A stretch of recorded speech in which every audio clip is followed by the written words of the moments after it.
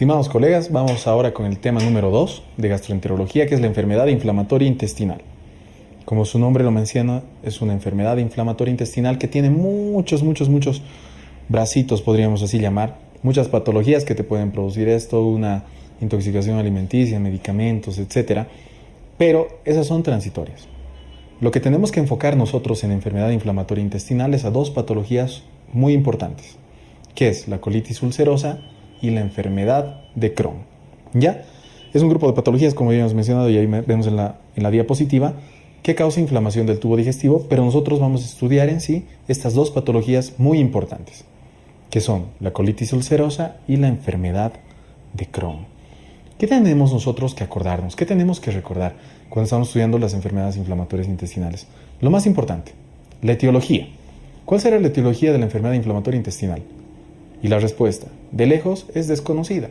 No se sabe un causante, en realidad, específico de la enfermedad inflamatoria intestinal, pero sí hay muchos factores relacionados. Por ejemplo, las infecciones.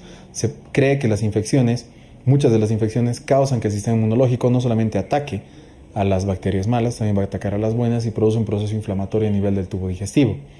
También, pues, otras patologías relacionadas son factores genéticos. Se cree que tiene también una predisposición genética a la enfermedad inflamatoria intestinal, una reacción inflamatoria o inmunológica anormal contra las mismas células del tubo digestivo, y también se ha relacionado la enfermedad inflamatoria intestinal con anticuerpos.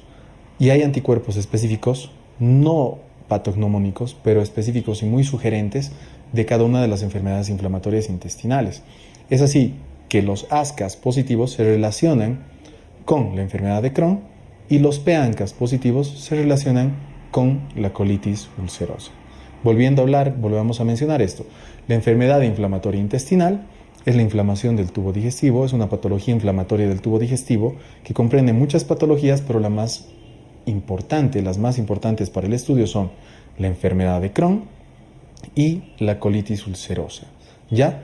Recordemos que estas dos patologías tienen una etiología desconocida, pero se relacionan con procesos infecciosos, inflamatorios, procesos inmunológicos que atacan a las células del tubo digestivo, no las reconocen. A-gamma-globulinemia también se ha relacionado con la enfermedad inflamatoria intestinal o el déficit de inmunoglobulina A, y dos anticuerpos muy importantes que son los ASCAs y los PANCAs. Los ASCAs relacionados con la enfermedad de Crohn y los PANCAs relacionados con la colitis ulcerosa. La colitis ulcerosa. La colitis ulcerosa, a diferencia de la enfermedad de Crohn, solamente afecta al colon. Y eso me voy a acordar. Tengo que acordarme detalles de cada una de las patologías. Tengo que saber que la colitis ulcerosa solamente afecta al colon, mientras que la enfermedad de Crohn afecta a cualquier parte del tubo digestivo. La colitis ulcerosa, el tratamiento es curativo, quiere decir que nosotros tratamos, por eso sacamos todo el colon, y la enfermedad de Crohn no, porque se reactiva en cualquier parte del tubo digestivo, entonces las cirugías son restrictivas, solamente al área que está afectando. Hablemos netamente de colitis ulcerosa. Es una enfermedad inflamatoria intestinal. Otro dato importante es que el tabaco actúa como agente protector de la colitis ulcerosa. Eso se desconoce sus factores, pero se ve que los pacientes que fuman tienen menos brotes o menos posibilidades de tener este tipo de enfermedad inflamatoria intestinal, pero que el tabaco a la vez empeora la enfermedad de Crohn y pues hace que sus brotes sean mucho más frecuentes. Esta patología, esta enfermedad inflamatoria intestinal, cursa con diarreas mucosanguinolentas, pequeñas cantidades, pero muchas veces. Puede o no puede haber pus en un paciente con colitis ulcerosa, o sea, expulsada por el ano, y también pueden haber otras patologías. Por ejemplo, el paciente solamente puede tener gas y expulsión de moco, ¿no? Que es el esputo rectal. O también solamente puede tener una sensación de evacuación incompleta todo el tiempo, que es el tenesmo rectal. Esos pacientes alivian bastante con la defecación. Una vez que defecan, los síntomas disminuyen mucho. ¿Ya? Complicación de una colitis ulcerosa es el megacolon tóxico.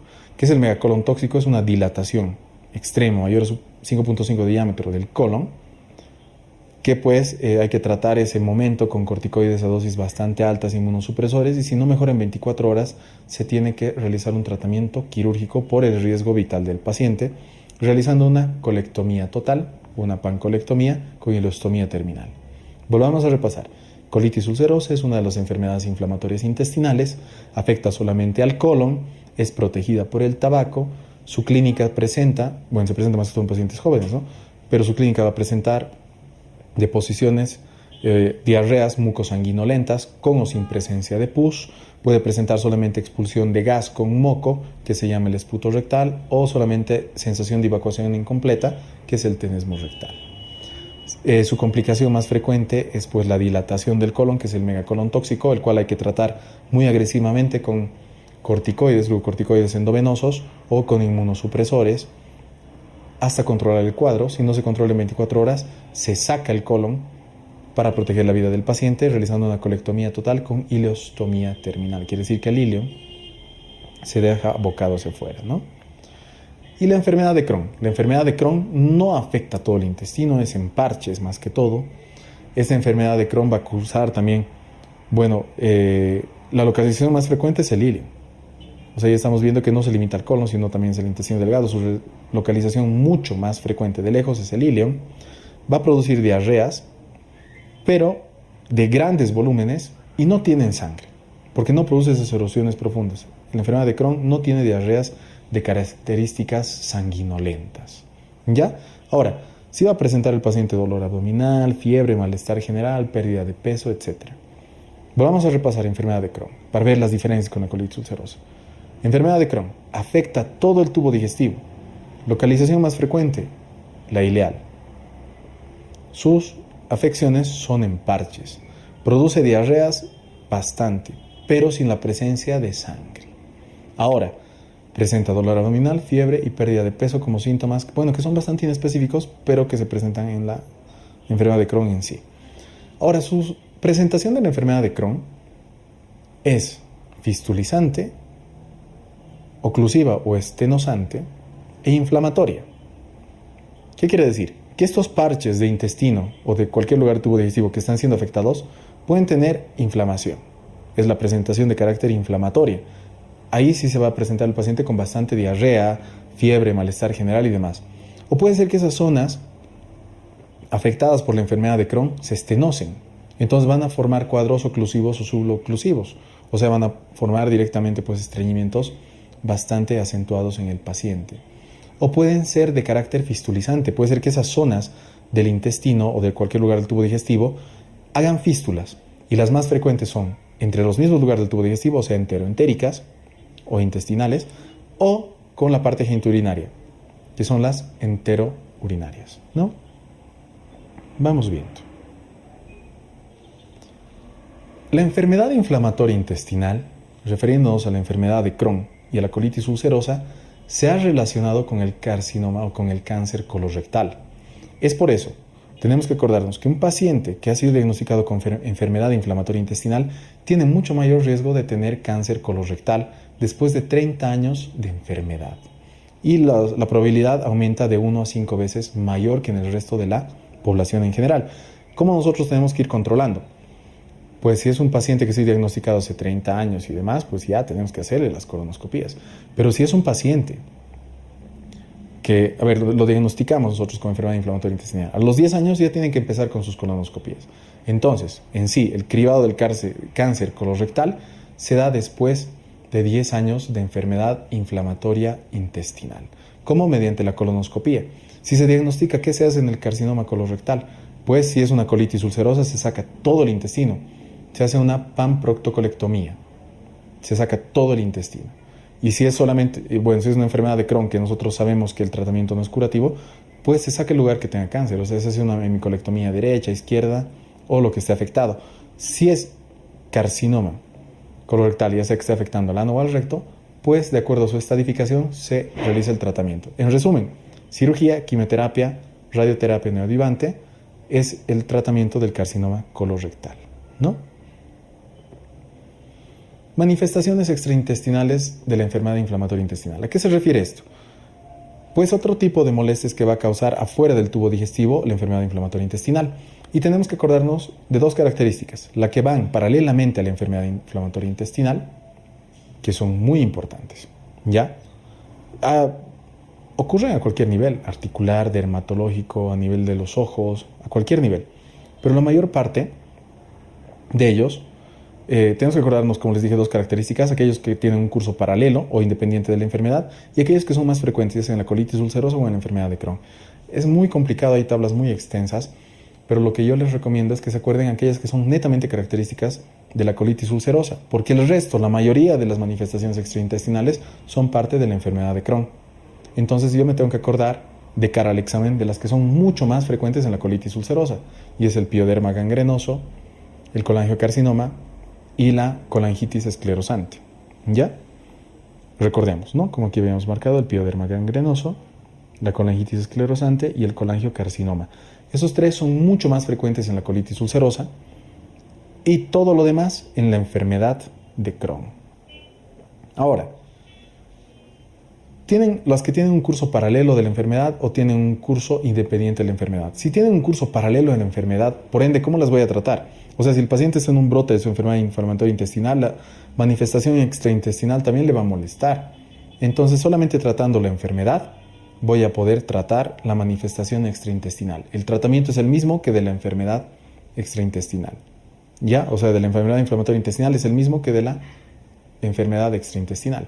Ahora, si el curso es independiente a la enfermedad inflamatoria intestinal, quiere decir que si es una manifestación extraintestinal de la enfermedad inflamatoria intestinal, pero de curso independiente, quiere decir que no siempre pasan los brotes, puede pasar en cualquier momento, su tratamiento es independiente. Hay que tratar esa manifestación extraintestinal independientemente de la enfermedad inflamatoria intestinal. ¿Ya? Ahora, las que tienen curso independiente son las que me tengo que acordar más que todo, las más frecuentes que tienen curso independiente, porque todas las demás van a tener un curso paralelo a la enfermedad. Entonces voy a acordar igual del pioderma gangrenoso, ya de la colangitis esclerosante, me voy a acordar de la sacroileitis y de la espondilitis anquilosante. Esas patologías tienen un curso independiente a la enfermedad. Esas patologías las voy a tratar aparte de la enfermedad, tienen un curso independiente. Y el resto de las manifestaciones extraintestinales tienen un curso paralelo en la enfermedad y su tratamiento va a ser el mismo que de la enfermedad inflamatoria intestinal en sí. En resumen, manifestaciones extraintestinales, me tengo que acordar cuáles son más frecuentes en la enfermedad de Crohn y cuáles son más frecuentes en la colitis ulcerosa. En la colitis ulcerosa, pioderma gangrenoso, colangitis esclerosante, colangiocarcinoma. Todas las demás son características o manifestaciones extraintestinales de la enfermedad de Crohn. Y ya está. ¿Qué más me tengo que acordar? De las manifestaciones extraintestinales, cuáles tienen un curso independiente de la enfermedad y que las tengo que tratar muy aparte. Y esos son el pioderma gangrenoso, la colangitis esclerosante, la sacroileitis, la espondilitis anquilosante. El resto que me presenten en un examen con manifestación extraintestinal tiene un curso paralelo a la enfermedad. ¿Y cuál será su tratamiento? El mismo que de la enfermedad inflamatoria intestinal. Vamos. Diagnóstico tiene que ser por criterios, porque no toda persona que venga con una diarrea mucosanguinolenta tiene una enfermedad inflamatoria intestinal. No, sino que tengo que cumplir criterios. Criterios radiológicos, criterios anatomopatológicos que te muestren las lesiones de esas áreas del tubo digestivo, criterios clínicos que nosotros podamos ver, criterios laboratoriales donde podamos ver los anticuerpos o otras características que nos lleven al diagnóstico de la enfermedad inflamatoria intestinal. En resumen, tenemos que cumplir criterios clínicos, anatomopatológicos, radiológicos. Continuando ahora vamos a ver el tratamiento de la enfermedad inflamatoria intestinal.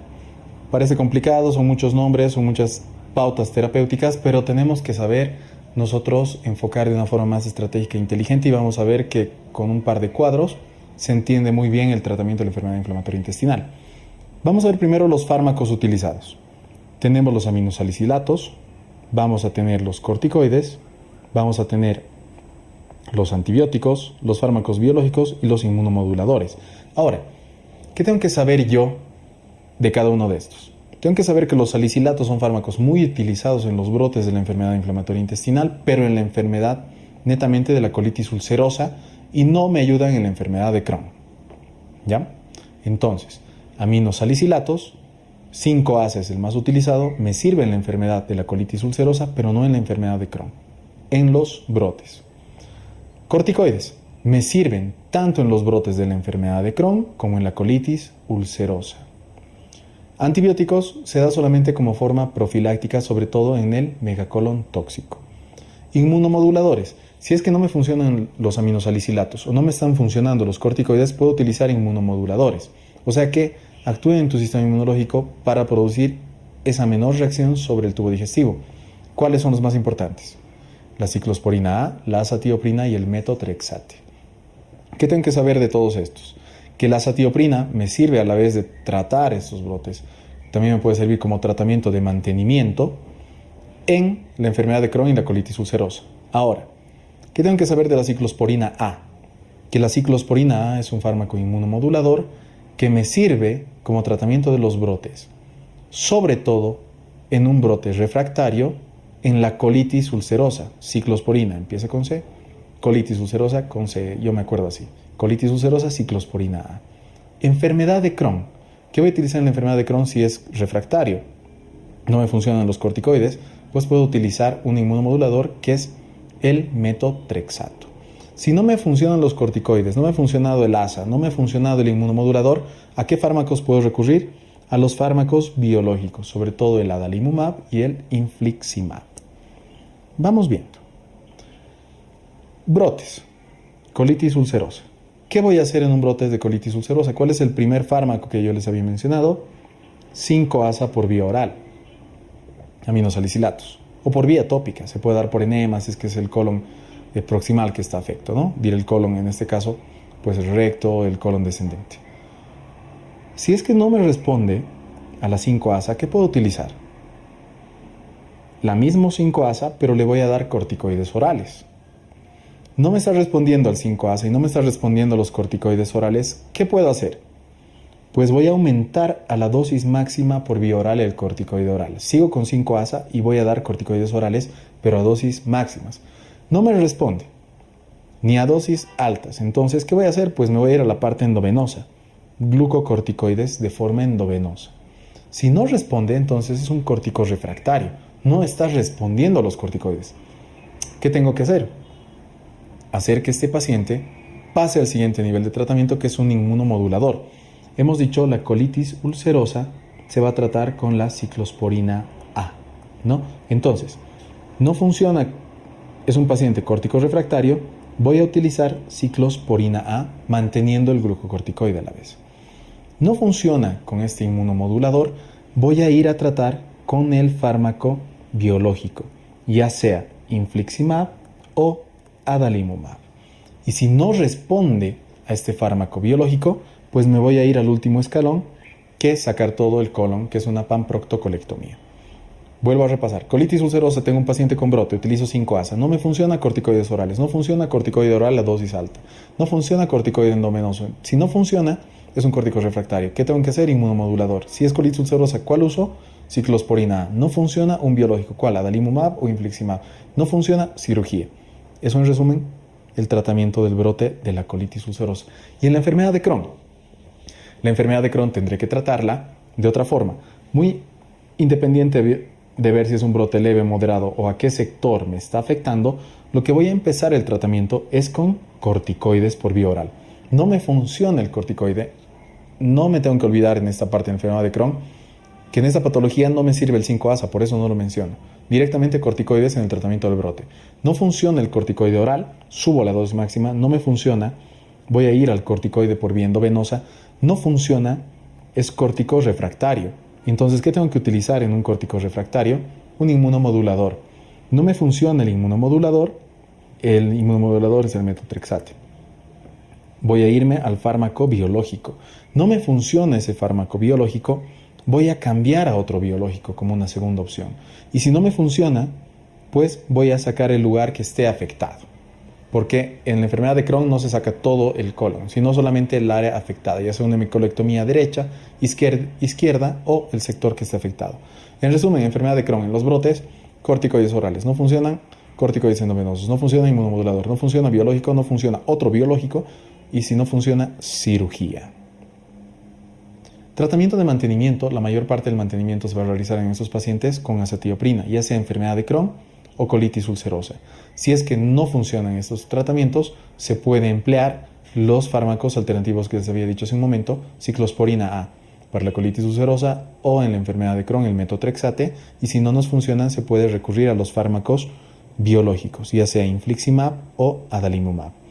El tratamiento quirúrgico, en resumen, se hace de acuerdo a la patología en sí.